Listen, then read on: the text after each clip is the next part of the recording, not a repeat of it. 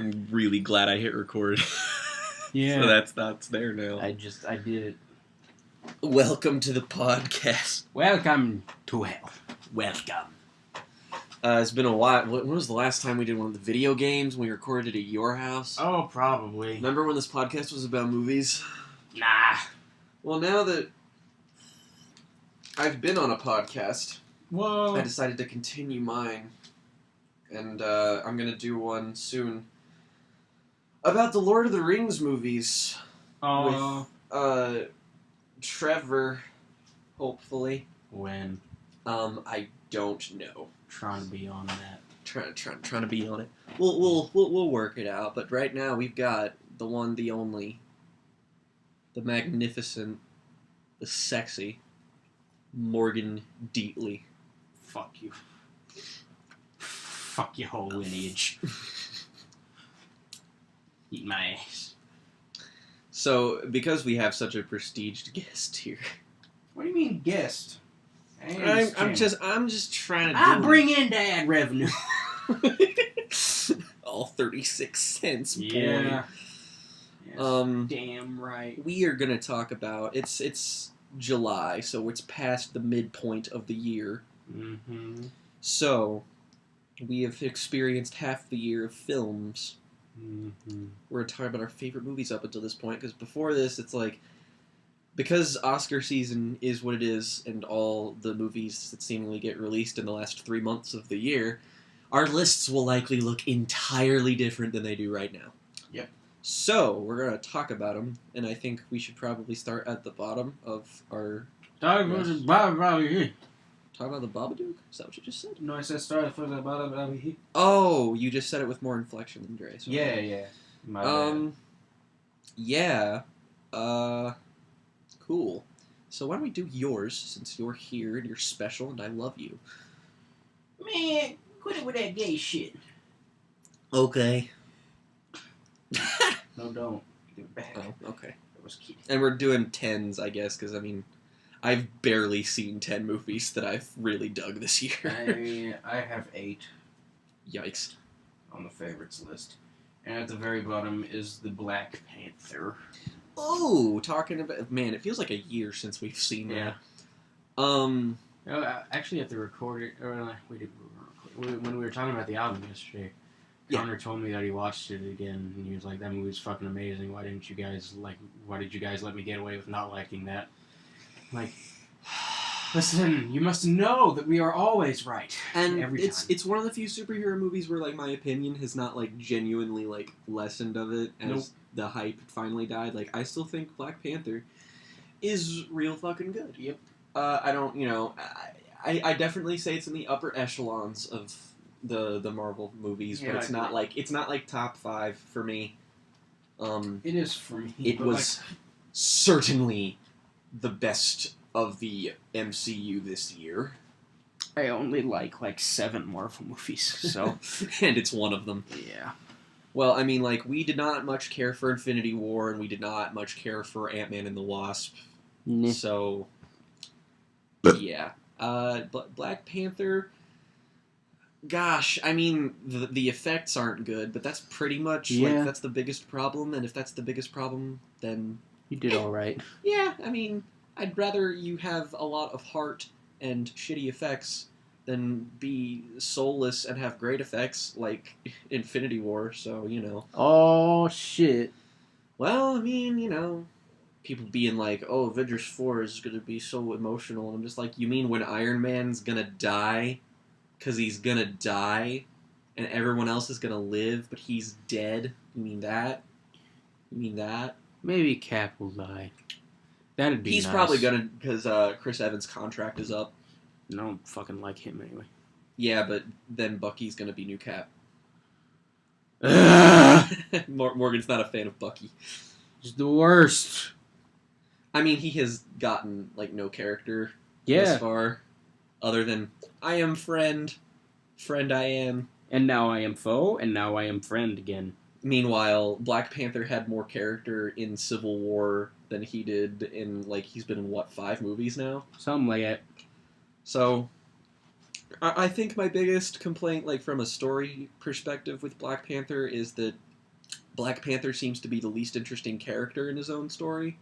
Yeah. That's not against Chadwick Boseman. He's really good. Really charismatic man. I never freeze. He never freezes. It's like you froze, didn't you? Shuri is my wife. I love her. I want a movie about her. She's gonna be Iron Man when Tony dies. I certainly hope so. God, that would be amazing. Can we get a rebooted Iron Man, but with fucking... Call it Iron. Iron Wom. Yes. I am Iron Wom. That's a really overrated Black Sabbath song. Doom metal Is a genre. We did music. Morgan's album. What of it? You making one? Nah, it's good. it's deleted. All the files deleted. Just took a big old pee on it yesterday. I just peed all over our producer's computer. Oh no. Well, with the end of my list, I guess we have a little bit more to talk about, seeing as we do kind of disagree about this movie. Oh shit. Revenge. Oh, yeah. Yeah, I really liked Revenge. It was a cheap, schlocky, exploitative revenge movie. And, yeah. And it was good at that. Yay! My thoughts on it are relatively simple. Yeah, so are mine. I just thought there was absolutely nothing remarkable about it. I thought the actual style of the film was quite remarkable. I thought the camera work was very good. I thought the lighting was very, very, very good. Editing was fine. Some moments I think could have been edited slightly better. Gore effects I thought very solid. The only thing that keeps it from being like top tier good schlock for me is the pacing is not very good, like at all. And that's the only thing that legitimately holds it back from being like something I would own rather than just something good that I liked. I was just mostly bored. You can definitely attribute some of that to the pacing not being very good, so that I totally understand. Yeah, no, it felt, I mean, like, the style was nice, but I didn't feel like it was in service of anything. Other than being what it is, yeah. Yeah. That I get that. I understand. I mean, I think Blue Ruin has just ruined those movies for me. It Blue Ruin. That Blue Ruin and Green Room to some extent, because they're both kind of in that same service. Yeah. And they're both very smart films. Yeah. Deconstructive films. Do I own Blue Ruin? I don't own Blue Ruin. I need to. I do. Got him. Maybe they'll be like... Do you own Green Room? No, I don't. Then fuck you. Yeah. I love both, though. They are certainly both films that are better than Revenge. I'll totally give you that one. Blue Ruin's like a masterpiece, so you know. Yeah. Yeah. What's your number 7 then, boy? A Quiet Place. That's my number 9. Perfect. Oh! This is one of those movies that got really popular, so now it's cool to not like it. Yeah. And I still think it's fine. Yes. Oh, you mean a video, or the guy who made a video follow-up because his original review was so bad and so many people had a problem with it that he had to go back and correct himself? No, who are we talking about? I don't know. I mean, like, A Quiet Place, yeah, sure, it's got some, like, logical problems, but again, it's just, like... Bro, shut up. The longer I watch movies and the more I listen to film criticism, the more logical criticisms of films, unless they are, like, really, like... It would be like, well, Citizen Kane's not a very good movie because, he died alone, so how did they hear him say Rosebud? 5 out of 10. Like, if that's your reason for not liking that movie, then maybe fuck yourself. Like, that was something that, maybe like... take a big step back and literally fuck your own face. What is that even from? Tropic Thunder. Oh, Tom right. Cruise. The only thing Tom Cruise ever actually acted in other than Magnolia. Except the thing that I just watched.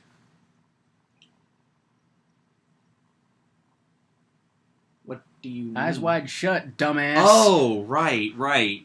I was just like, He's not in One Flew Over the Cuckoo's Nest or Deer Hunter. Like Bray, I just watched it like a week ago.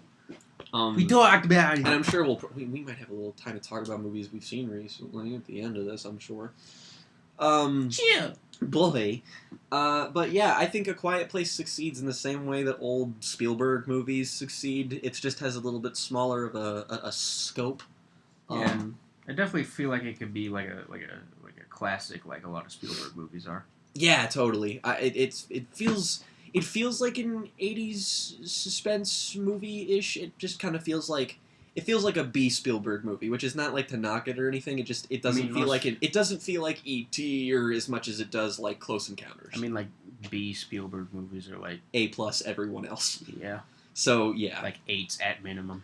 And not to mention, as a film debut from Mr. John Krasinski, I think the filmmaking is terrific. I still think the cinematography is his second.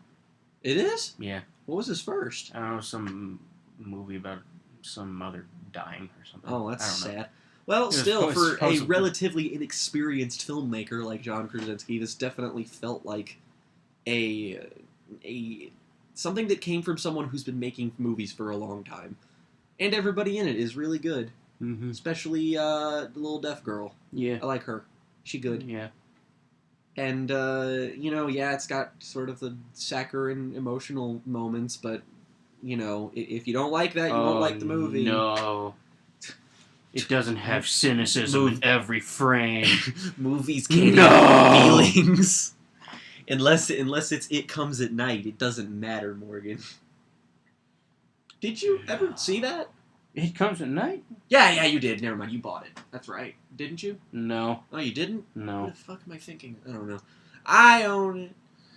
I don't want to watch it again. I will never. Well, probably. Maybe once. I don't know. But yeah, well, A Quiet Place is kind of similar to that. It's just not it's the movie that you don't want to, like, take a shower after you see it. And, like, the kind of shower where you just kind of sit in the tub and just let it fall over you and weep. Yeah, in the fetal position. And then cry. The water goes cold, and then you're just looking like Eva Green in Casino Royale. And it's got that sad James Bond piano in the background. That's a great film. Yeah. People were on Twitter the other day, and somebody was just like, so they were talking about Mission Impossible and Bond in comparison, and they were just like, somebody was comparing the new Mission Impossible to Skyfall, and he was just like, look, I get that you're excited, but Skyfall is no Casino Royale, and I'm just like, this man right here, he's got it. I still think Skyfall's like as good as Casino Royale. Yeah, I would just probably pick Casino as the better movie. Yeah, the one. Mm-hmm. It's certainly my favorite, and the Bond movie I've seen the most, which is no small feat. My next movie, my number 8, is Ped Duel 2. Deadpool. Oh, confuses shit. Yeah, that's much higher on your list, I take it, yeah? Yes. Deadpool 2 is real funny, and I've seen it twice, and most of the jokes still hit even after a second time, which is a problem I have with the first one, is that, like, once the surprise is taken away, sometimes some of the jokes just don't land. You're just like, oh, I knew that was coming, so... But this one, I feel like the comedy was stronger. I feel like the writing in general was a little bit better. The filmmaking was certainly more enjoyable, which is why I vastly prefer this one to the first one, just because, like, it's not all gray and shit. And the camera work is super energetic and fun, and the action scenes are, like, really, really good and really big, and Josh Brolin's really good. And everything's not gray. Yeah, it's not just like, always gray. Do you like gray, though? But it's a parody, so it could be gray.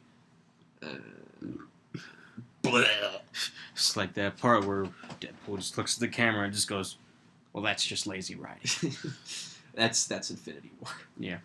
I mean, like, Deadpool 2 really is, like, the anti-Infinity War in a lot of ways. It's just, like, a much smaller movie about, like, mainly just one character, and I felt more in Deadpool 2 than I did in Infinity War. Oh, yes. I thought that scene at the end where they protract his death wouldn't be funny the second time. I was wrong. It's still pretty funny. Just like, oh, yeah. It's just so hard to go. It's just so hard. I don't... And not to mention, I really like Cable's arc in that movie. I like good old Fire Fist. Yeah. Hunt for the Wilder kid. Yeah. The Wilder boy. And Domino. Thick thighs save lives. Yeah. Oh, and the X-Force is the greatest scene in a superhero film. Bill Skarsgård. I did not expect that. Just go home, Peter. It's like, you don't want to do this. And it just felt very refreshing after a movie that's like supposed to be all self-serious and stuff to just have something not take itself very seriously, and that didn't detriment the movie at all. Yeah. I'll talk about that more when I get to it. What's your next film? Incredible. I saw that a couple days ago with my mom because she hadn't seen it, so... Mm-hmm. And that might be the next film on my list, actually.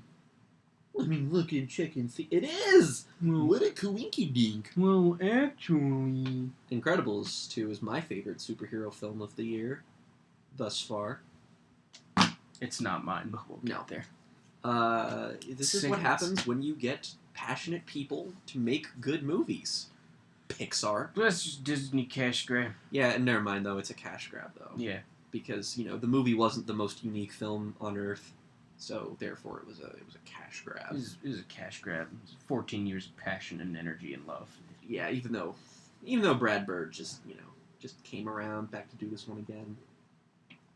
Like, I am not looking forward to any Pixar movie that does not have him attached to it in the near future. Mm-hmm. I mean, like, the next movie is supposed to be, like, Toy Story 4, and I'm just like, wow, you couldn't pay me to give a shit. Way to ruin it. You fucked it all up. But, I mean, like, the most notable thing about Incredibles 2, other than, like, the really solid editing and direction, is the animation is fucking gnarly. Speaking of thick thighs. Elastigirl. Also, the scene where they go to the diner where Violet spits out her drink is still the funniest. The fucking face Forgot about is that. so great. And I mean, yeah, the villain reveal is very predictable, but I feel like the character of the villain is still very solid. Like, I don't think it's one of Pixar's weaker villains. It's just that they keep trying to do this thing where they're like, surprise, it was this character, and it's like, can you maybe just focus on making them good instead of trying to, like, hoodwink me? Because you're just making unmemorable villains now. Yeah, it's not like I have a real problem with Up, but if I were, it's that, like, old crusty dude is the villain. Charles like, Muntz, it's just like, who the fuck else would it be? Yeah, like, it's also like, how old are you? He is at least 100. He's like, yeah, it's like, Carl looks like he's creeping up on 90, and you got him who was like 40 when he was a kid, so it's like, dude, do you got like secret formulas to stay alive? Found a fountain of youth. That could have worked. Yeah. I kind of would have made the movie a little bit dumber. Never make a sequel to that film. Never, ever, please. No. That's not a Brad Bird. No, I just thought that, but it's like, isn't it the Toy Story 3 guy? Stanton? Andrew Stanton? Is that his name?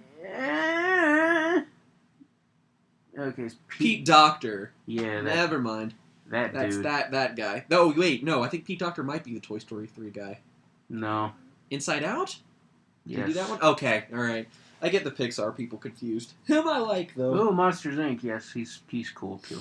Did he do Monsters University? No. Okay, I like him. Good boy. What's your beef with that movie? I haven't seen it. It's just so, like in the first 5 minutes, it's like, well, I know the entirety of what's going to happen for the rest of this 90 minutes, and the original Monsters, Inc. is this incredibly creative, interesting movie with lots of cool ideas, and then Monsters University is none of those things. Monsters, Inc. is factually better than Finding Nemo. Don't at me. I like Finding Nemo a fair bit, and I agree with that. Monsters Inc. is just underrated in general. And if there's anything I can say about Incredibles 2, it's that like I just want more movies about these people. Yes. Like Brad, maybe make one more. Yeah. Just please. I know it's a lot to ask, but please, like you're getting a little long in the tooth, buddy. And Craig T. Nelson's not going to be around forever. We just like I don't care if we do have to rush the process a little bit. I would like a trilogy before you go. Okay, thanks. Bye. I mean, he's not gonna listen to you. No, I mean it's hard just because it's like Brad Bird has made pretty much almost exclusively masterpieces. Pretty much. And the best Mission Impossible movie. Mm-hmm. Don't at me, everyone. Apparently it's cool to hate that one on Twitter. And I'm just like, no. Why do you have Twitter? I don't. Well, my friends, I guess. Ugh. You all are the only reason. Yeah, fuck them. You guys heard him. Just immediate aggression. Yeah, Morgan's just like, if I ever go into the group chat, just fuck all of you. I hate you. I'm deleting Twitter. I would. So I'd see some shit that's like, Last Jedi, and then I'd just be like, nope, fuck it, I'm going. I took the new. Do you know the new feature where you can mute certain words from showing up in your feed? Oh no. I muted Ryan Johnson, The Last Jedi, and Mary Sue. Nice. So my Twitter experience has been lovely. What's your next film after Incredibly? Don't you have another one? Oh well. Oh okay. It's Soldado. Oh. And I feel like this is the movie where we have to be like, wait, guys, hold on. Because, like, nobody liked it. Yeah, Except for Chris. I guess he's batting in our corner.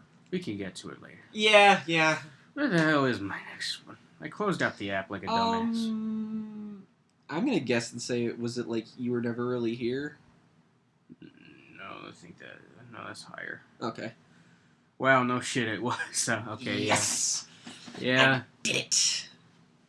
One of only 2 films I've given a perfect score to this year. Yeah, I just, Formerly my favorite film of the year, but I changed it just because.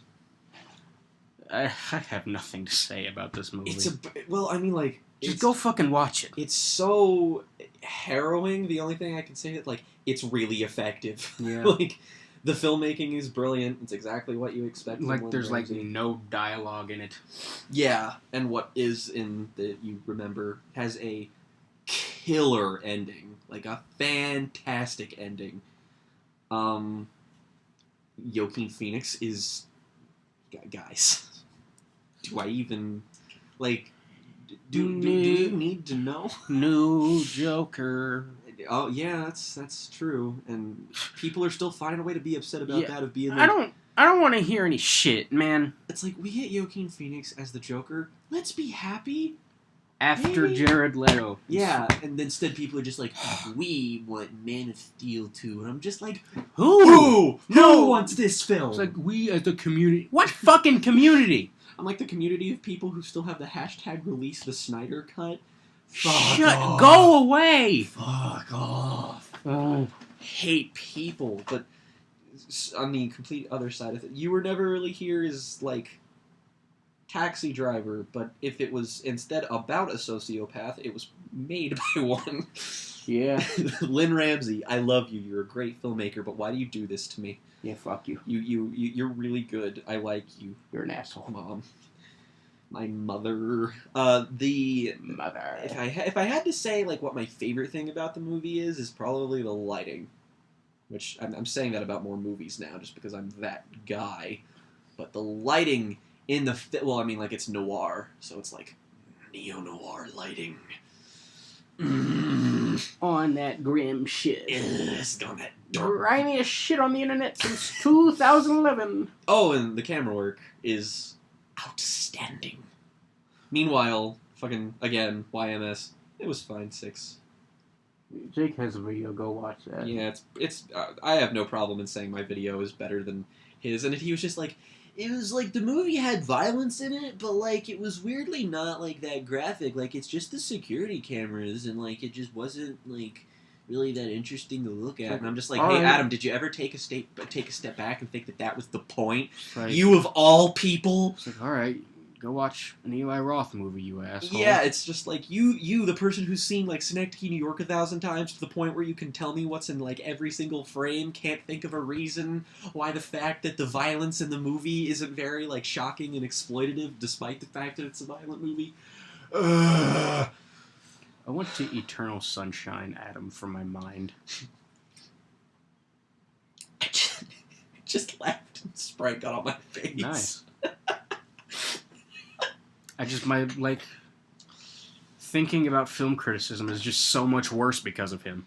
I mean, and then a lot of people like back things up with points like, well, again, it's all that logical criticism, and it's just like that does have its place, but I feel like that's like fucking plebby to say stuff like about that. But like, this is a continuity error, so therefore it's not a perfect film. It's like.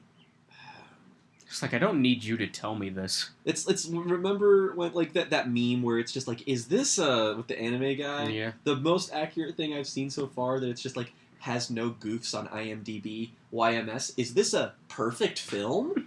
And I'm like, that's it. Like when he was like with Antichrist, he was like, this movie has no goofs on IMDb, therefore it's perfect. And he said it with like an ounce of irony, and I was like, honey.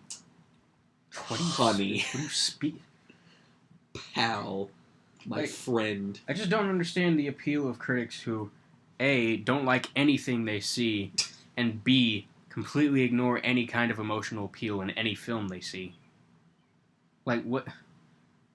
I don't connect with films like I'm watching gears turn. Yeah, well, it's like, I feel like people like YMS and now Ralph, because I feel like he's taking after him because of the fucking Sardonicast. But like, they turn film criticism into a checklist of, was this good? YN. Was this good? YN. Was this good? YN. And I'm like, I think it should be like a bit more complicated. Like a little bit. Like like the tiniest bit more complicated than that. Maybe just a hair. Yeah. It's like art, and it's complicated, and it shouldn't be itemized like a fucking list. It's just fucking whatever. Anyway, good movies. Was my next one? No, that's higher on my list. We were gonna wait to get to you for Soldado. Well, my next one's also probably one we might want to wait for because it's Thoroughbreds. That's the one after what I have now. Okay, so what do you have now? Annihilation.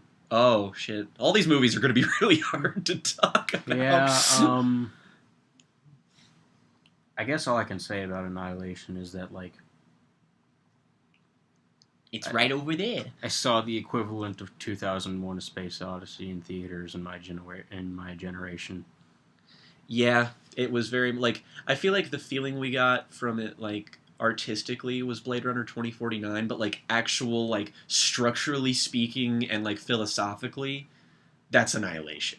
Yeah, because like the ending of that movie is the closest thing I've seen to anything like 2001, not just because of like it's weird and trippy, but because it's like that whole scene becomes like a microcosm of the entire film and manages to make you think more than like that one thing has made me think about so much just in life, in the world in general, more than like any entire movie, and it's just one part of it.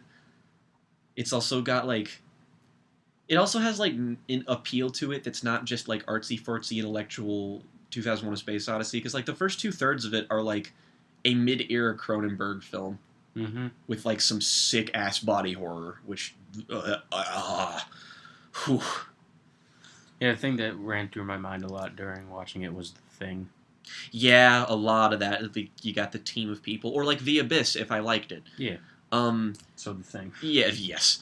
And well, it's got like one of the most effective monster sequences that I've seen in anything in a long, long, long time. Ever. Like, the entirety of the tension in a movie like A Quiet Place reduced to one 3-minute scene where you're just on the edge of your seat and horrified. I was in the front row for that. I did not see it in theaters, and I'm You're probably... okay with it. And it is a very good-looking movie. I mean, like, the effects in it aren't, like, stellar or seamless like they were in, say, Ex Machina. But they're still really good. You can just kind of tell that Alex Garland's working on a budget and wanted to save the effects to the really, really important part of the movie. Yeah. And Natalie Portman, Yeah. she's good. Yeah. And Jennifer Jason Leigh proves that she can be way more unsettling even when she's being more reserved.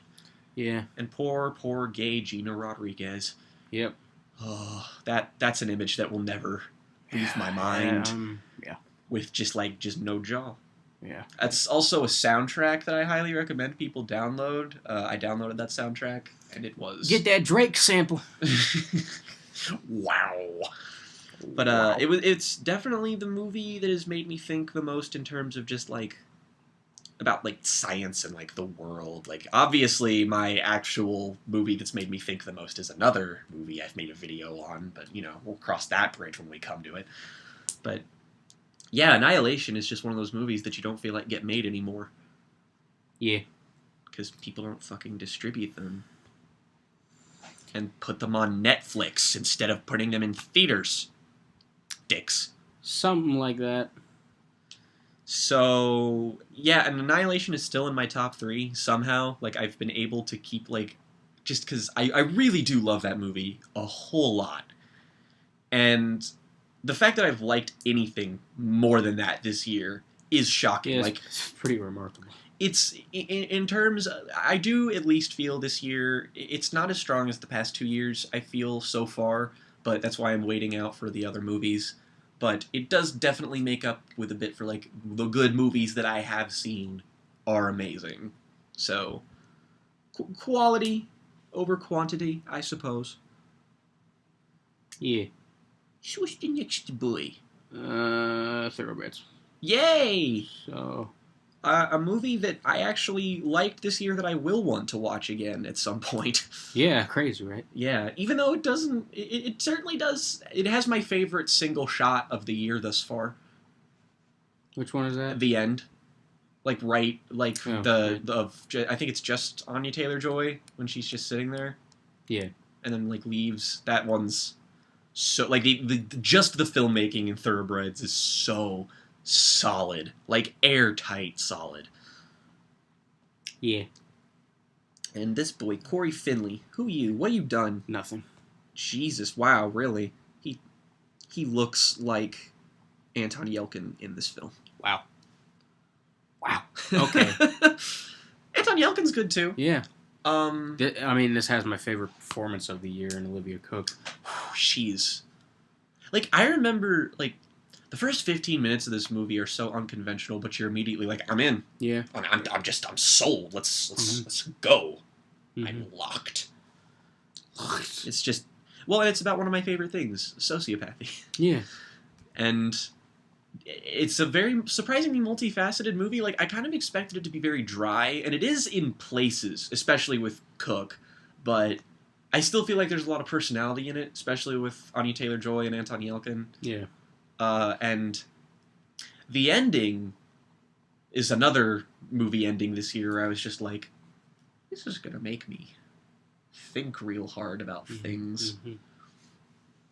Yeah, I think one of the reasons it kind of stood out the way it did to me was, like, it's very rare that sociopaths are portrayed in any kind of media as anything other than just bad, damaged people. And, you know, Olivia Cook's character is obviously pretty damaged in some ways. Yeah, and she certainly does her fair share of awful things in the film. Yeah. But, like... in a human way. Yeah, like...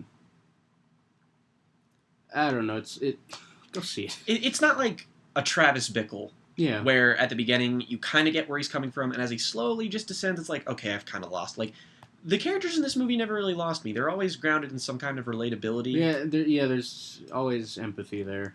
Yeah, like, they are sociopaths, but I think it's that the characters that are sociopaths know that they are, which helps it. Like, if you are interested in human psychology, or if you like stuff like Mindhunter, you'll really like this movie. Yeah. Just because it's up that alley, but it's like nothing I've ever seen of its particular caliber before. Like, I can't, like, can you think of a movie that is comparable to this film? I can't. Heathers, but like... Yeah. Still no. Yeah, like, Heathers if David Fincher made Heathers. Yeah, Heathers if it wasn't funny ever. Yeah, like, and it was just, like, all the dark comedy was just pitch black. Yeah. The score is really good. I remember the score being fantastic, shot very well. It's a very small, simple movie, but it doesn't, like the first opening one take is so long, you're just like, wow, this is impressive. And... I don't know. It's just really strong, really good film. Mm-hmm. I haven't seen like nobody even in my Twitter group like everybody's liked this movie. Yeah. I can't think of a single person that was like, why the fuck did Chris ever review that? Chris who? Stuckman. He has a letterbox? No, I just mean in general. Like, did anybody ever review Thoroughbreds? Well, yeah. Well, you should go see it. I didn't get the chance to see it in theaters, sadly, because it only played at the Kentucky for like a week. And we were both doing things that week, and so we were like, yeah, fucking, I don't know. What week even was that? It was early this year. I think it was like February, March. It came out early. But yeah, pick it up on Blu-ray. It is one of the movies I totally will buy this year. Mm-hmm. Absolutely. Mm-hmm. Yeah. So what now? Soul Daddy? No, that leaves Deadpool. Oh yeah, you got the Dead Boy. Yeah. Well, I have been a fan of Deadpool as a character for as long as I knew of his existence. I think he's immediately appealing to pretty much everyone who is into comic books in some way or another. Excuse me. Because he makes fun of all the things that annoy comic book fans. Yeah. And just like he's just immediately endearing, even outside of the context of comics. And I liked the first Deadpool, but I kind of liked it as its own film and not an adaptation of the character of Deadpool. I kind of felt like it was just a fairly bog standard, enjoyable comedy with like comic character,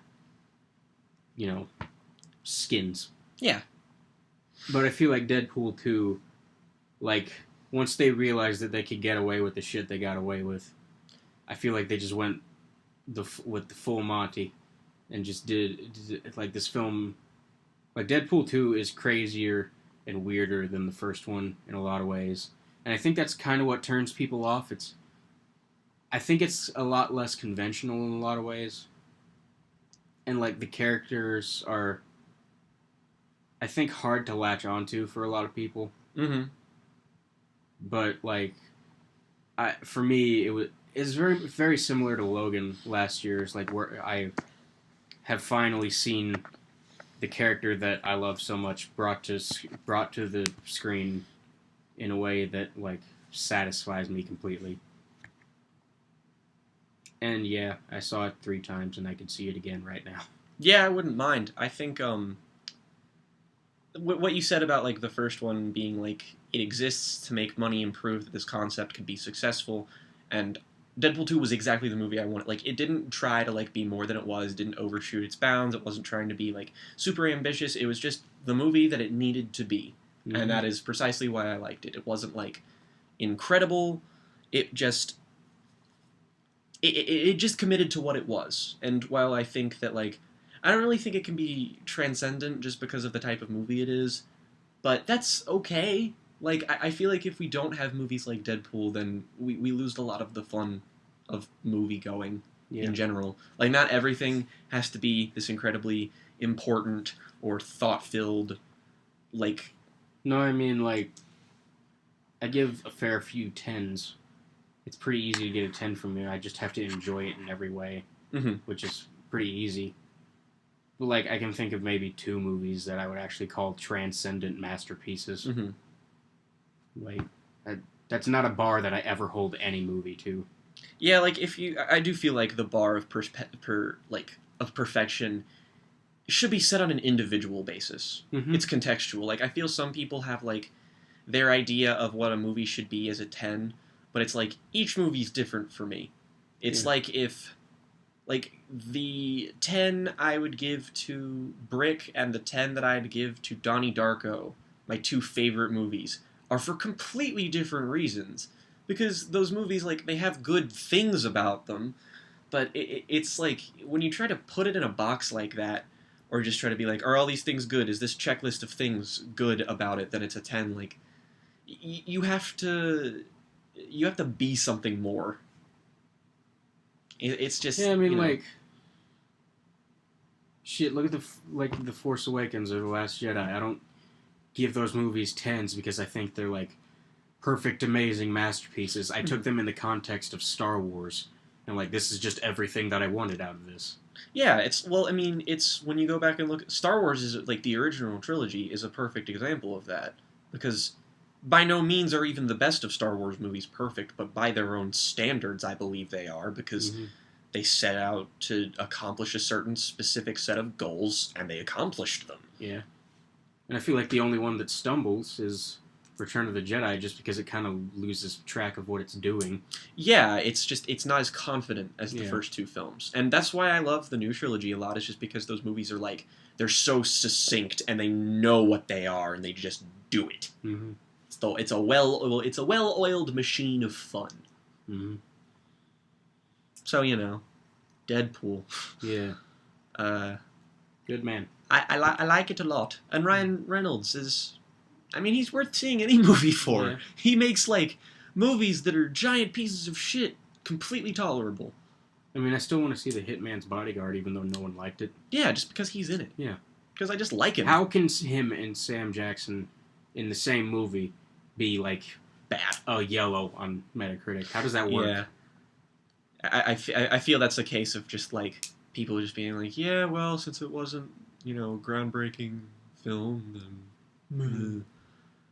It's kind of like how people would, like, give me a side eye for giving a 10 to, like, Kiss Kiss Bang Bang, and I'm just like, tell me what that movie does wrong that it tries to do. Like, please, regale me. Yeah. I'm sure you might have an opinion, but, like, for real, just, really, I want to know. But, yeah. Yeah. Deadpool. Ah, shit. Oh, no, you dropped your phone. My ass. Are we talking about another year film? Well, the only one I have left is Soldado. I don't know if... Soul Daddy. Yeah, that's my number 6. It's behind favorites. Do you have... So, there's Tully and... Oh, fuck, we could talk about fucking Hereditary. Yeah. To be fair, we can mainly... Let's just get it out of the way. Oh, Hereditary? Rip the Band-Aid. Well, Hereditary's not on Morgan's list, and appropriately so, just because... It's a 10 out of 10 film. It's amazing. It's one of those transcendent masterpieces that I was talking about. I do not like it. I do not want to see it again. It's a movie that punishes you for watching it. Yeah. And for the first time in my entire life, I feel like I've genuinely somehow been able to truly love a movie like that. Mm-hmm. Because most movies that do that are like, it's the Michelle Haneke paradox that I have of, again, where it's like, his movies are these immaculately created, tight, brilliant plays on storytelling that, like, can only come from someone who is, like, the absolute best at what they do, but I don't relate to any of it. Then you have movies that are inspired by that kind of style, like It Comes at Night, where they really play with... where the movie is just as much about you watching it as the characters in it, and it kind of punishes you for that, and It Comes at Night was, like, the closest I got to that, because, like, I don't know, I felt like I was able to feel more and latch onto more in that film. It wasn't, like, cold and sterile. You felt a bit more humanity there. Hereditary is, like, the only time where I felt, like, emotionally connected to a movie like that. Which is terrible, because it makes me a bloody masochist. In some ways, I'm a little disappointed. Just because I thought this would be, like, my favorite movie of the year, hands down. It's too mean. Like, you were just like, this is so unpleasant to watch, and I was just sitting there in a hotel room in England, just like, yes, And it's like, yes. and you were seeing that by the metric of, just like Jake saying that it's unpleasant and it not actually being unpleasant, but no. If anything, I undersold it. Yeah. It was like, well, this is like how mental illness makes me feel. Mm-hmm. But not in the way that I get something out of, like, Silent Hill. Mm-hmm. Where it's like, this is how mental illness makes me feel. But if I get through all of it and I win and the game ends, I can, like, crawl myself back out of it. There's, like, some resolution and therapy there. Hereditary, fucking hail Paimon! Hail Paimon. I vote for... that's going to be the next thing people write in on election here. They'll just vote for Paimon. Yeah. Be the new Harambe. But, like, Hereditary is just a funny case, because, like, I've seen it twice now, and... God. I did somewhat regret seeing it a second time, just because it's, like, again, vigorous torture. I'm sorry. And I know you mean it, too. Yeah. But in a way, I am slightly glad that I did, just so I could pick up on a lot of the things. Like you don't notice how tight and well-written that movie is until you watch it again, where you're just like, wow, this is like the hot fuzz of horror movies where every single thing in this movie either alludes to something later, foreshadows it, or it's like nothing you see is fluff or meaningless. Like, every single thing is important. Utilitarian filmmaking, my favorite kind. And it's, well, I mean, just on the merit as a horror movie, too. It's just scary. Yeah.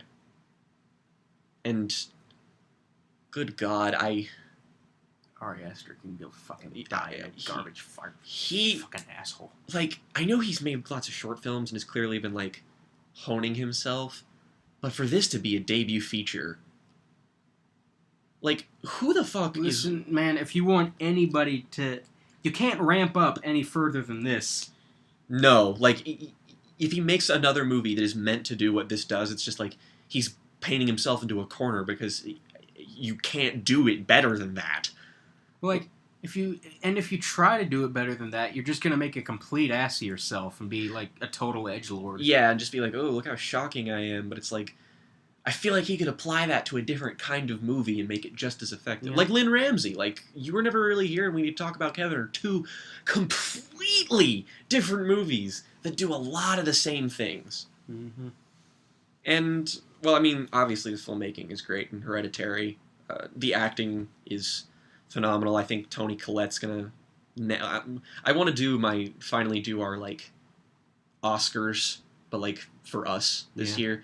If Toni Collette somehow doesn't end up winning whatever my equivalent for Best Actress would be, like, it's her or Charlize Theron this year. I really got to think about which one. I still need to watch Tully one more time just so I can, like, process it correctly. But, yeah. For me, it's still Olivia Cook. But yeah. I am your mother. I am your mother. And I just like seeing Gabriel Byrne in things, because I'm obviously a huge Usual Suspects fan, and that was like the movie where he gets the most screen time, and then he was just never in a movie again. It was End of Days. Yeah, End of Days. Satan. Basically. Who could it be? I just can't imagine who could it be. Miller's Crossing. Satan. Yes, Miller's Crossing is really the only good other in that movie that's a great fucking outstanding. One of the most underrated Coen brothers. Yeah, tied for, like, Blood Simple or Barton Fink. I think Barton Fink's getting a bit more love now, and that makes me makes me happy. Hudsucker Proxy's the most underrated Coen Brothers movie. Oh God, jeez. Fucking no one ever. Get the hell out of here with that hipster bullshit. If you think that, fuck you. Yeah, fuck off. At least you're not even like a cool hipster like me who says, like, the second best was Oh Brother. Mm-hmm. I think the second best one's Oh Brother. Yeah. The best one is No Country for Old Men. There's not even an argument. There's just not a debate. You can't make an argument otherwise. Like, and again, you also have, like, the Coens they don't know really how to make a truly bad film. Yeah. And, like, I mean, like, they have a lot of like the B. Cohen movies, like Raising Arizona, or shit. I mean, honestly, everybody disagrees with me, but I'd kind of lump Fargo into that category just because I don't like it as much as their A-tier stuff. Yeah, I'm not crazy about it. I mean, like, The Show is what I kind of wanted from that movie. Yeah. And I've got The Show now, so, still a great film. And also, True Grit is top 5 Cohen. Don't fucking at me. Oh, yes, that's one I forgot about. I do not even want to hear any bullshit. I feel like I'm forgetting, like, Inside Llewyn Davis. Yeah. Fantastic movie. I've not seen that one, and like, what Great movie. the fuck am I doing? Yeah, it's about a musician, and it's Oscar Isaac. Yeah, like, he carries a cat. Like, what the fuck? The opening scene is just him singing like a folk blues song. It's just like, yeah, this movie wins. I mean, yeah. But if I can say anything else about Hereditary, it's the best movie I've seen in a long time that I would not recommend to anybody. Go watch my video if you want my further thoughts on the opinion, or Nick Sphere's video about it, which has a really interesting take on Hereditary that I didn't even like remotely think about. But yeah, I have not made a video, and I have not seen Nick Sphere's video because I don't want to fucking think about it. His reading on the film, actually, excuse me, her reading, I've done this too many times, is that it can be read as a metaphor for being transgender. And at first I was just kind of like, okay, you lost me. Why?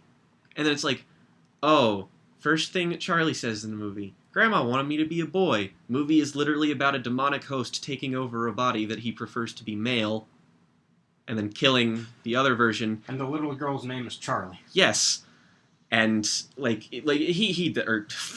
she. Stop it, Jake! Does a much better job at explaining this than I do. Go watch that video. Just go watch all of Nix's videos. Christ, what are you fucking doing? Just do it. Do it. Yeah, do it. So what we've got left is a movie you haven't seen, and Soldado. Mm-hmm. Because I've already talked about You Were Never Really Here. Like, my top 10, as of right now, descending order: Revenge, Quiet Place, Deadpool, Credibles, Sicario, Thoroughbreds, You Were Never Really Here, Annihilation, Hereditary, Tully. So I guess Soldado, because we've both seen that, which was easily our worst theater experience in a long time. Like, it was worse than... It was way worse than my first one of Hereditary. Do you want to tell the story? Yeah. Okay, so we saw this with Morgan's dad, so we didn't make like an after video about it. When we went into Lexington, because we wanted to hit up that movie and see some of them Criterion sales. But, so we get into the movie, fairly empty theater for the most part, just like you do. Nobody in Kentucky wants to see fucking Soldado, so, stands to reason. I don't think anybody anywhere wanted to see Soldado. No. To be fair, it's a bleak film. I wouldn't blame them. Yeah. But, so, when we're just sitting there, everything's normal, nice seats, and then these three people are there that are, like, right next to me. And Morgan is on the right side of me, they're on the left. And it's a couple, I think, with a kid. And, first of all, that's a red flag right away. You brought your kid to see Soldado. I'm not a judgmental person. I watched R-rated movies when I was like 7. So that doesn't bother me. But you're going to take your kid to watch a movie like Sicario? It's not like it's Terminator R-rated. No, or Deadpool. It's not fun. No, yeah, exactly. It's just like you go take your kid to see Deadpool because you get to see some naughty bits and violence. Kid's going to be bored as shit. Yeah, it's a movie about people talking and like politics. It's about people talking and then fucking dying. Yeah, it's like... There's not action scenes. It's just people being murdered. And then come to find out the kid is obviously mentally handicapped in some way or another. Don't know how or why, but this is the second time this has happened with me and you specifically, because if you remember It, when we saw that opening night, and the woman that who one was just funny. It was at points, but then she was just like, he's going to jump out and scare the kids. He's going to do it right now. And I'm just like, I know. Could you maybe not? I remember the whole row. There was like 10 of us going to see that movie that night. Yeah. And all of us just went, shh, at the same time. And then somebody, like, in her row just went, shut up. And then she was silent for the rest of the movie. Well, I mean, the funniest part, though, was when the woman, like, they had that show that has Freddie Highmore in it, where he's, like, Doogie Howser. And remember, she was like, I can't believe they just all show us in such a stereotypical way. And then I just looked over at you, and you're like, oh, good. Oh. This is, And, like, this is really... like, again, I'm not trying to, like, hate on people with disabilities, obviously. I've worked with people with disabilities. I love them to death, but maybe don't bring your kid to a movie like that. Just don't. That's not fun. It's like if I took my kid to go see fucking Children of Men. It's like, here's a movie about everything dying, and it's drab and gray and disgusting. Like, what's the fucking point? But, so... the kid makes a lot of noise, like a lot of humming, lots of like just sound effects. The parents doing jack shit to shut the kid up. From what I can tell, who the mom was, kept taking him in and out, and yes. in and out, and every time I was like, just please stay out. Yeah, the first time it happened, I thought they left because they were just like, yeah, we can't do this. Yeah. But then they came back, Like, and on the third time they came back, I was just like, does somebody smell something? Oh. And the kid, like, you trust me, once you've smelled the smell, you don't forget it. Like, that kid shat his pants, straight up, and, like, was in the seat for a good amount of time. They did not take him for maybe another 5 whole minutes, which, you know, that's a problem. 5 minutes is a long time when you count by that scale. But the kid was obviously, like, he did that, and then they left, and then we were like, well, at least they're gone now. And then they came back again! And the kid still smelled terrible. Like, you could tell that they cleaned it, but, like... when they came back, that's when I smelled it. Yeah, and then it's just like... I just fucking looked at you, and I was like, is that fucking... And then you were like, yeah. It's like, no, that's the film. But, like, it thankfully didn't detract me from too much stuff. Like, the beginning of Soldado is really, like, enrapturing, so thankfully it got past it. And, that scene at, like, that Target, that's another scene that's never gonna be easy to forget. One of the main problems I've heard from people talk about this movie is, from a political standpoint. And on one level, I do understand what they mean, especially considering this movie came out when, you know, my country was fucking detaining children and putting them in cages. So, yeah, probably not the best time release. And does the fact that terrorists are working with the Mexican drug cartel to sneak people into America seem a bit xenophobic? Okay, maybe sure. That being said, I still feel like everything in this movie is in service of making, like, I wouldn't even call it less intelligent, it's just more blunt about its message in general, and the message of that movie is, fuck you. It's such a dour, cynical, abrasive movie. And there are some points in, like, the first half of the film where I felt like they could kick up the pace a bit, and I'm like, you know, I think that's just because I don't know where this movie's going, because I thought the exact same shit when I first saw Sicario, of like, yeah, this is amazing, it just had 1 or 2 problems earlier, and now those problems mean nothing to me. So, a second viewing might benefit me. But, like, I feel like from a political standpoint, sure, you can take that reading, and I guess it's valid, but to do that is sort of robbing yourself of the point. I think, like, the fact that the movie's mean-spirited, it's apt. That's all I'm saying. Well, you know, I guess it could be seen as xenophobic, but, like, Taylor Sheridan wrote and directed Wind River. Yeah. I don't want to hear any of your shit. Like, oh, it's a problem. Fuck you. Well, I think it's we should draw attention to some of these things, but, like, because he wrote things like Wind River and the original Sicario and Hell or High Water, I feel like Sheridan's too good of a writer to not do that unintentionally. like the fact that the movie is like bleak and solemn as it is, I don't think that's an accident. No. I think it's mean spirited, it's nihilistic, and it somehow managed to hit all the right beats for me because sometimes a movie can kind of go up its own ass with nihilism, and this one really didn't. It's like it's nihilistic and mean-spirited, but the reason it's my favorite of the year is because I latched on to these characters, Mm-hmm. specifically Alejandro and the girl. Alejandro, I think, is like he's my new like Caesar underrated film character. Yeah. And if you wanted a like movie that is just about him or a character study, this is not the movie. No.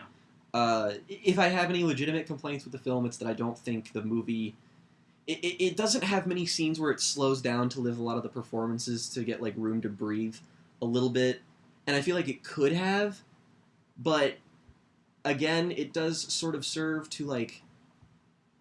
I feel like if I had gotten too like emotionally invested in something positive, then that would have undermined what the movie was doing.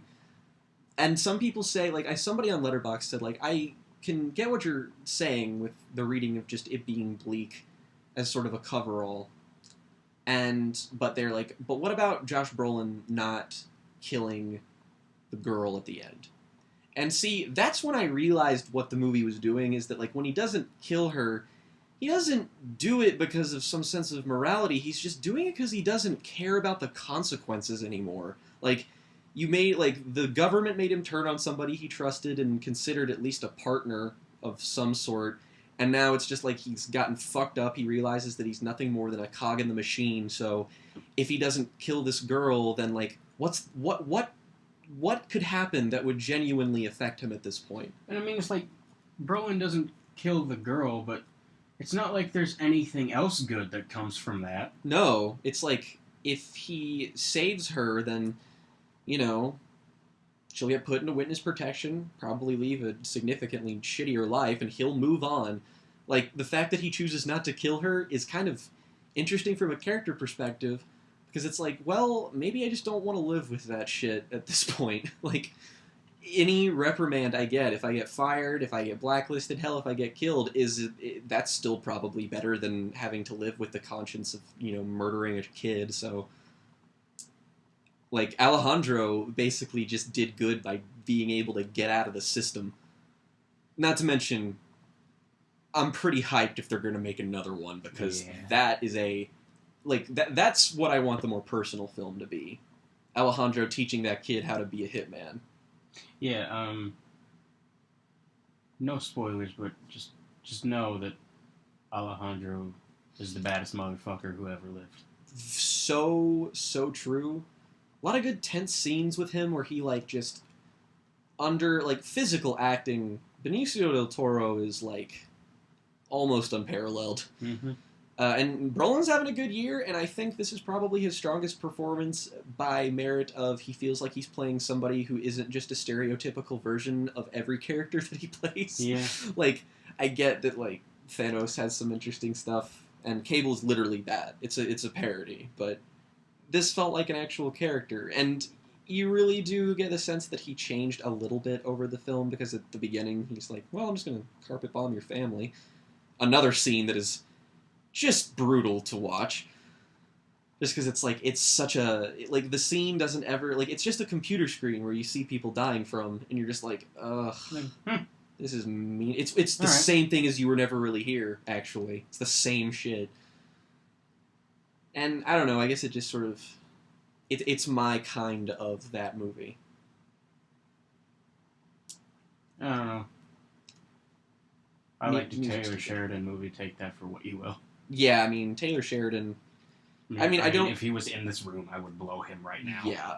He's easily one of my favorite working writers. And he's a damn good director. I really wish he would put his foot into the foray with that more. Because he's at least as good of a director as he is a writer. But, like, he just knows how to appeal to me personally. The types of movies that he makes are the types of movies I would theoretically want to see myself making. So, cynicism. desecration, grief, misery. But now I'll get to the one movie that Morgan hasn't seen. I am shocked this was playing in like a real theater. I just go to sleep. But my favorite movie of the year thus far is Tully, which is the Jason Reitman directed film, son of Ivan Reitman from Ghostbusters. Screenplay by Diablo. I hope I win the Oscar for screenwriting this year. Tully. Diablo Cody. Diablo Tully. Diablo Tully. Diablo Cody. Got to do it at least once now, I guess.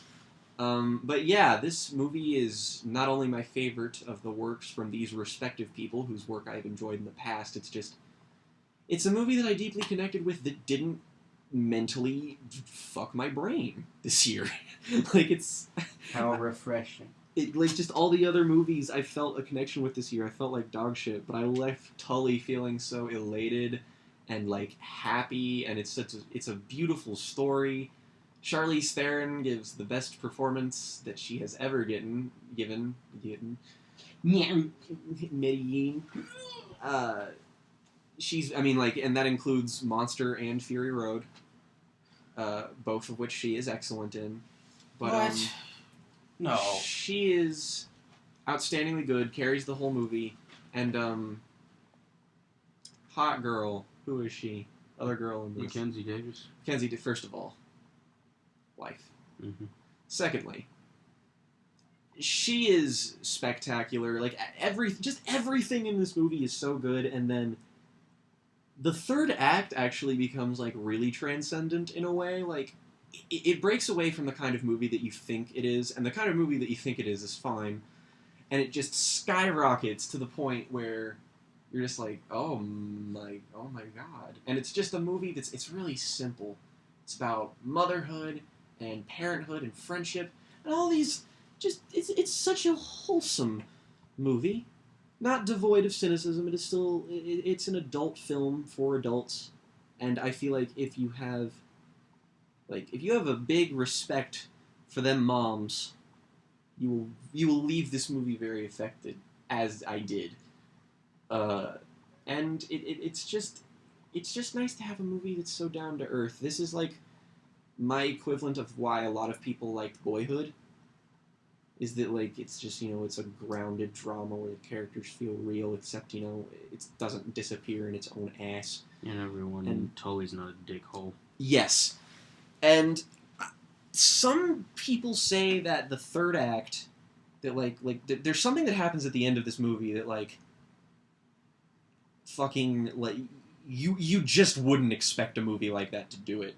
And somehow it pulls it off, but I can understand if people would be like, yeah, I don't know about that. That was a bit weird. For me, it made a whole lot of sense. It worked, and I thought the execution of this particular story beat, no spoilers, was very well handled. And I don't know, it's just a pleasant movie. It's very well made, very intimate looking film. I feel like the dialogue is the best that Cody's written so far, because there are points in Juno where I'm just kind of like, oy vey, this is really fucking hipstery. Yeah, just like every word out of Ellen Page's mouth. Like, did you even write her lines? Is this just Ellen? Which I guess is fine in some ways, but it's kind of like, it does make me think of Juno. It's sort of like if it was about the older couple in Juno, the douchebag husband and Jennifer Garner, but if you kind of liked them. I swear I almost called Jason Bateman Patrick Bateman every single time. It's not him. That's this American Sicko. But yeah, just, it's been a pretty alright year for me personally, so I feel like it just makes sense that the most positive film I've seen this year so far is like the one that gets me the most, but I've just never seen a movie quite like it, and for a movie so simple, that's weird, because you think it would have been, but it's just such a beautiful, lovely movie, and I highly recommend it to anybody, just if they're looking, like, if you have a shitty day, fucking get your ass a copy of Tully. Get your ass at the movie theater. That was cute. Why did I do that? I don't know. I don't know. So those are our lists so far. I'm sure that'll, like, is there any, what upcoming movies do we have to look forward to. We've got Sorry to Bother You, which I'm very excited for. Mission Impossible is next Friday. Yeah, apparently David Ehrlich, a film critic I follow on Twitter, who does not like anything, was like, this is the best action movie since Fury Road, and I'm like, okay, if he said it, then I'm on board. Yeah. Because... yeah. Also, shout out to Christopher McQuarrie, who did Mission Impossible 5. We spoke on Twitter. That was cool. I mean, he You're did a this good one guy. too. Oh, he did? Yeah. Oh, shit. Well, good job, Christopher. You fucking nailed it, man. And I've seen, like, a featurette. It's that scene that's in the trailer where Henry Cavill is in the bathroom, like the completely white bathroom. That scene is insane. Yeah. It's so good looking. Like, and not to mention, like, every time Henry Cavill punches something, you're just like, why does it feel like it would hurt more from this guy than fucking Superman? Yeah. Because it's so fucking just, his arm is like... He's just one single bicep with a head.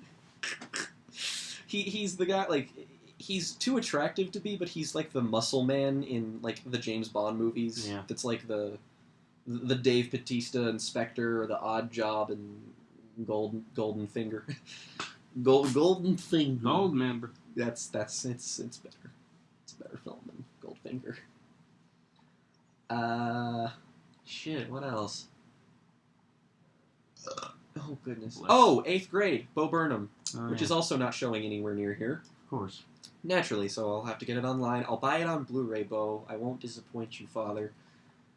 I mean, everybody, of course, is saying that is really good, so... Yay, coming-of-age films!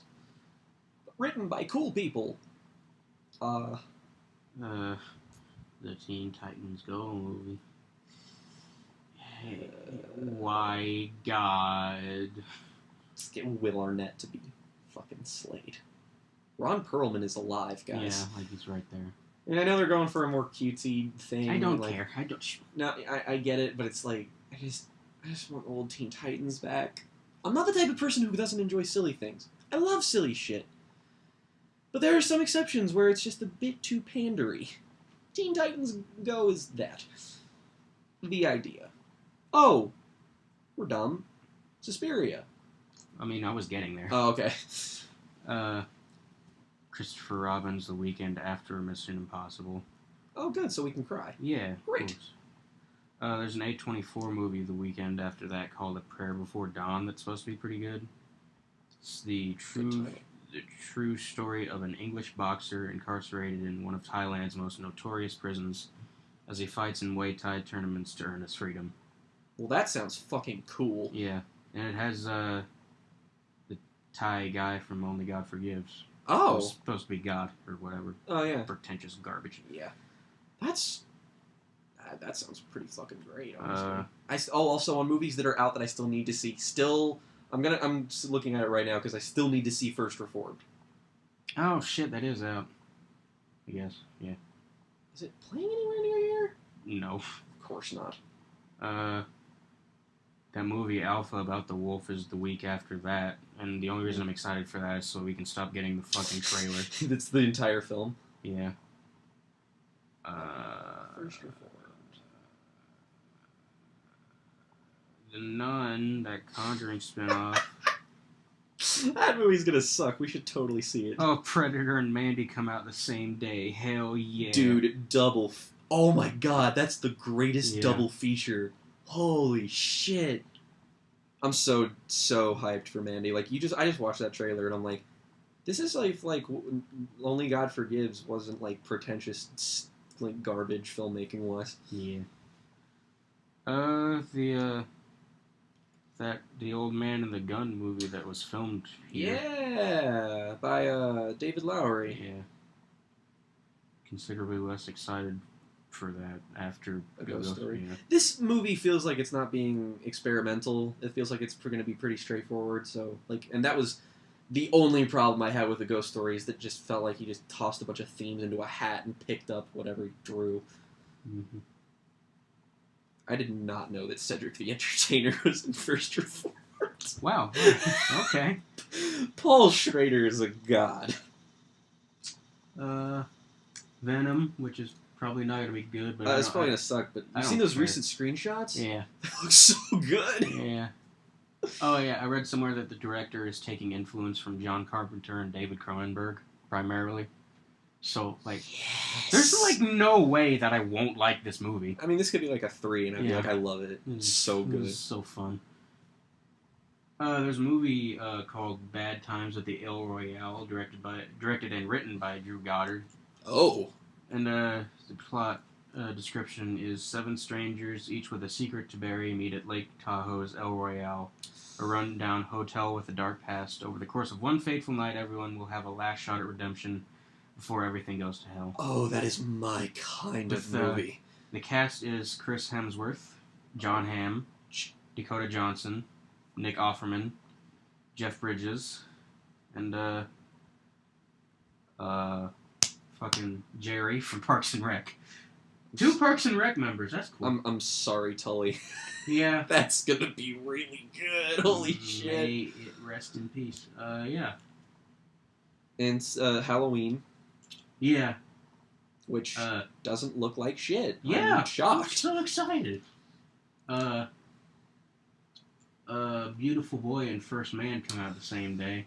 Oh, that's gonna be a feels double feature. Yeah. Beautiful Boy's gonna that's gonna do me a cry. Yeah. I still don't know how to feel about First Man though. Like, yeah, I just like don't get anything from the trailer. Like, it'll be good. Yeah. That's unquestionable. Mm-hmm. It doesn't feel like a movie Damien Chazelle would make.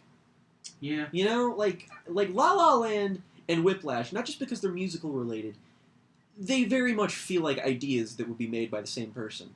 And then First Man. Yeah. I mean, Okay. all right. I'm not excited, so But yeah, and then there's Bohemian Rhapsody and Suspiria, which come out on the same day. That's gonna be an interesting day. That's gonna be a really gay day. Yeah, so much gay. That's just the Suspiria trailer. It's just intense, menacing lesbian staring Yep. with really good music. Yeah. Dad. Girl in the Spider's Web, which I don't. It looks fine. I mean, it's kind of a crap trailer, but Yeah, I mean, like, I don't know. I will see it, Yeah. but like, you're already operating at a disadvantage because you continued the story and didn't include David Fincher. Hey, David, I love Mindhunter. Please make a new movie Yeah. that is not World War Z 2. I mean, anything really. and then there's the new Fantastic Beasts, and That had a great trailer. Yes, in the Steve McQueen movie. Ooh, Widows. Yeah. It's a Gillian Flynn screenplay directed by Steve McQueen. What? Who let this happen? May I kiss them? Yes. It's also going to be so sad. I mean, yeah. Steve McQueen, he's fine. I mean, he's alright. Let's see, he's done 3 movies now? Not including Widows? Yeah. It's The Hunger, Just Hunger. Shame. The Hunger is the vampire movie. Right. with David Bowie. It's not the same film. It's Hunger, it's 12 Years a Slave, Shame. and Shame. Okay, and Shame is still a movie that's, 10, 5 stars. Criterion, where it at? For real. And then the weekend after that is Creed 2, which... Hype. Yeah. So excited. Yeah, and then there's more, but I have to do more scrolling. Hang on. Oh shit, I passed it. Ooh. I'm sorry, I scrolled into 2019 on accident. Oops. And I saw Detective Pikachu, and I still... What? With Ryan Reynolds. I haven't... What? I mean, I'm there. That's unquestionable. But... What the...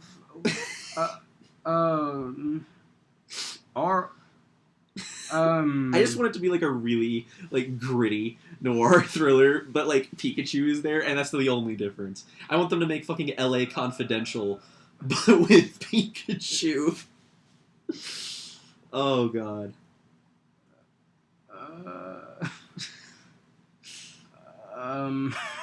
Who's it being made by? I don't know. I didn't look. I'm going to. We live in a world where it's real. Okay, so the next one that I see is another A24 movie called Under the Silver Lake. Has Andrew Garfield. Yes. Is It Follows. Okay, you're about to be excited for it a lot less. But I think it might have been Ehrlich or like Mark Kermode.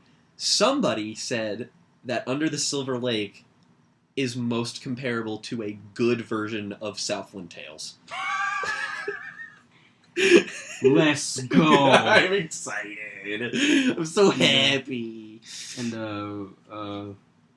Riley Keough from The Neon Demon and Mad Max is like super naked. And that's gonna be so much fun. Also, it is confirmed Ryan Reynolds is Pikachu. Yeah. Oh,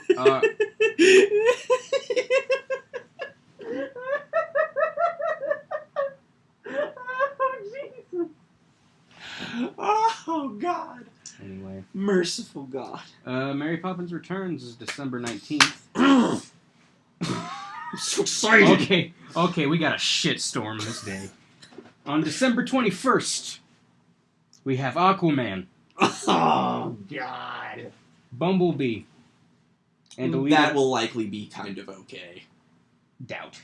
Well, I mean, And Bay is not involved. I don't care. I still doubt. Yeah, Bay is not involved, but no one I know is directing it. Okay, fair. And then we have Alita Battle Angel. That's going to be another fun garbage movie. Well, you have fun with that. I love Robert Rodriguez. Even when he's bad, he's good. I will more than likely not be partaking. It'll like the only way you'll go to see that is if I see it and say it's good enough to see with you a second time. Even if I just like it, anything short of that. If you're driving, then I will. You take me, and you pay. Then sure. Yeah. Okay. Yeah. Miss Battle Angel. Yeah. Aren't we having an Avatar sequel this year or some shit? Doesn't look like it. Ha! I mean, we would have had something by now if we were. Guess. Oh yeah. Those movies aren't happening. I know, right? I thought it was supposed to be like at the end of like last year, and then it delayed again, and people were just like, "Yeah, Avatar 2 against the Last Jedi, that'll work." And then they listened, so now it's like, but when though? Not that I care. I mean, Comic-Con is happening now, and there's not a panel. No. There's not a panel for anything, so it's not happening Mm-hmm. anytime in like the next 5 years. Oh, speaking of production woes, Morgan and I were super hyped for the new Predator, and then we just learned that it had like a bunch of reshoots. So like, I'm excited. So yeah, I'm still excited. I'm just really nervous because that typically does not mean anything good. No. And I'm somebody who, bar AVP, that subsect, I like all the Predator movies.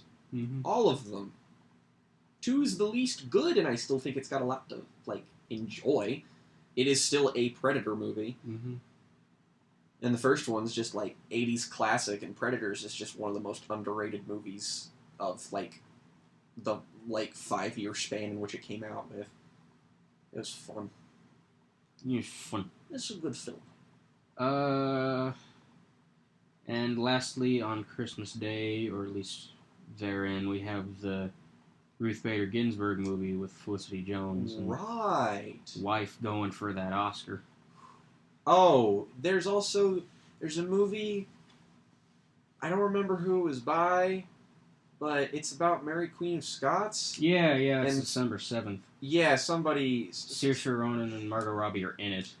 Nobody I know. I've heard Saoirse Ronan's accent is fine, but Margot Robbie's Irish accent is apparently terrible.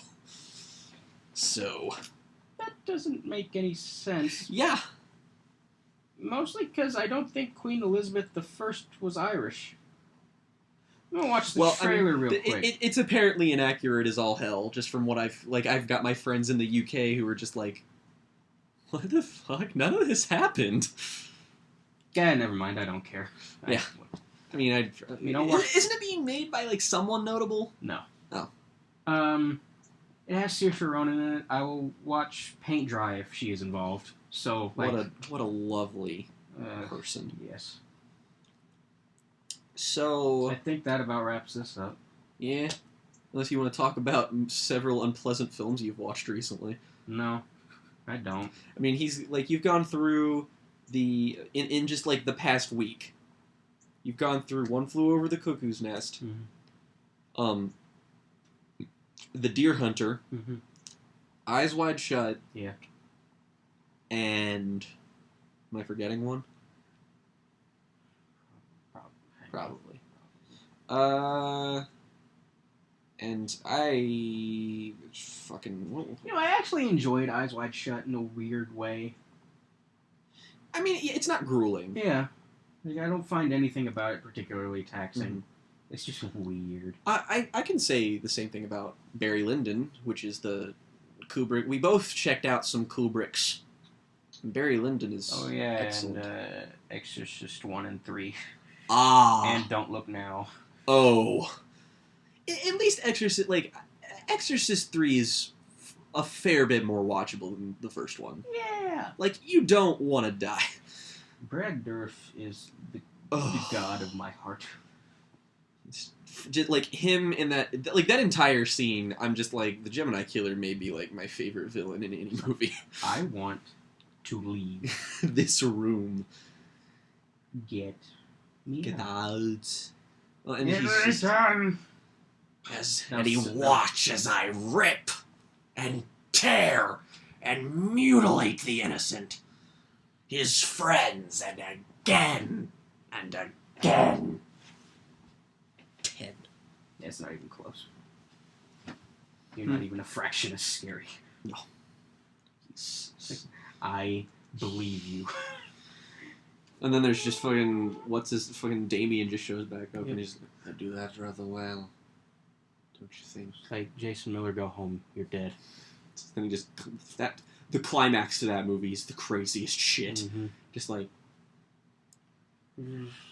this time. William Peter Blatty took his cocaine. If there was, it also has like one of my favorite horror movie one shots in the hallway.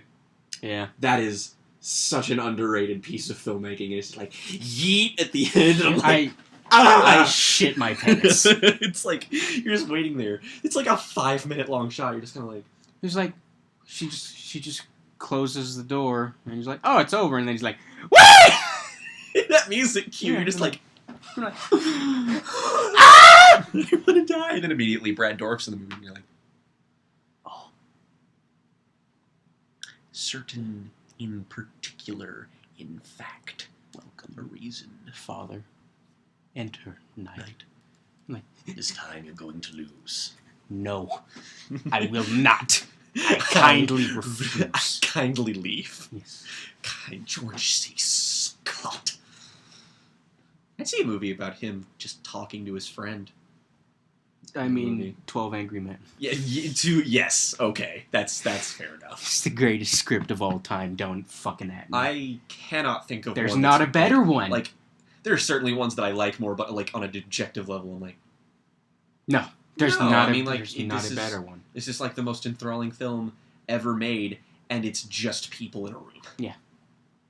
You have to be the best screenwriter. Did Lumet also write that? No. Okay, it was a play before. Okay, I was gonna say like, cause like, whoa, Jesus, that's a talented man.